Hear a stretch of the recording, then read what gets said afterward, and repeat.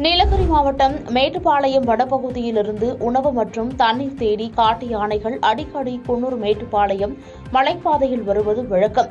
இந்நிலையில் குன்னூர் மேட்டுப்பாளையம் தேசிய நெடுஞ்சாலை 13வது கொண்டை ஊசி வளைவு அருகே 2 ஆண் காட்டு யானைகள் சாலையோரம் நிற்பதாக குன்னூர் வனத்துறையினருக்கு தகவல் கிடைத்தது.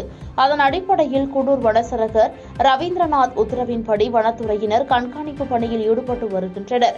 மேலும் காட்டு யானைகளை கண்டால் சுற்றுலா பயணிகள் வாகனங்களை நிறுத்தக்கூடாது என்றும் அருகில் சென்று புகைப்படம் எடுப்பதை தவிர்க்க வேண்டும் என்றும் குன்னூர் வனத்துறையினர் அறிவுறுத்தி வருகின்றனர். பாதகம் செய்பவரை கண்டால் நாம் பயங்கொள்ளலாகாது பாப்பா, மோதி மிதித்து விடு பாப்பா, அவர் முகத்தில் உமிழ்ந்து விடு பாப்பா. அண்மை செய்திகளை உடனுக்குடன் தெரிந்து கொள்ள இணைந்திருங்கள் இயம்நாடு தொலைக்காட்சியுடன்.